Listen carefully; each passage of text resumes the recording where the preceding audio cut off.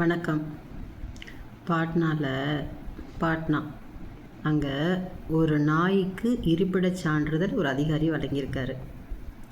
இது கேட்குறப்ப சிரிப்பாக இருக்கலாம். நாய்க்கு இருப்பிடச் சான்றிதழ் கொடுத்துட்டாரு அப்படின்ட்டு அவர் தேவையில்லாமல் பழி வாங்கலாம், அசிங்கமாக பேசலாம். ஆனால் எல்லோரும் அப்படி தானே பண்ணுறோம். நமக்கு அவசரமாக ஏதாவது சர்டிஃபிகேட் வேணும், அவசரமாக எதுனா ஒன்று வேணும்னா யாரை பார்த்து என்ன பண்ணு கொடுத்து வாங்குகிறோம். அவங்க கொடுக்குற பியூனோ கூட பிஏ கொடுக்குறவங்க பேப்பர்ஸை நம்பிக்கையின் பேரில் கையெழுத்து போடுறாங்க.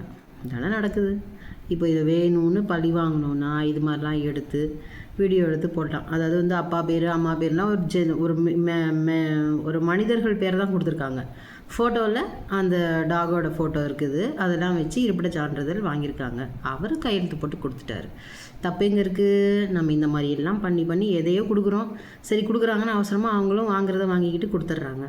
அப்புறம் என்ன பழி வாங்குறது? அவங்கள அதை போட்டு அசிங்கப்படுத்தி அவமானப்படுத்தி திருப்பி இனிமேல் எல்லாம் கரெக்டாக தான் பேப்பர்ஸ் கொடுத்தா தான் பண்ணுவேன் அப்படின்னா ஒருத்தர் கூட ஒரு சர்டிஃபிகேட் கூட வாங்க முடியாது.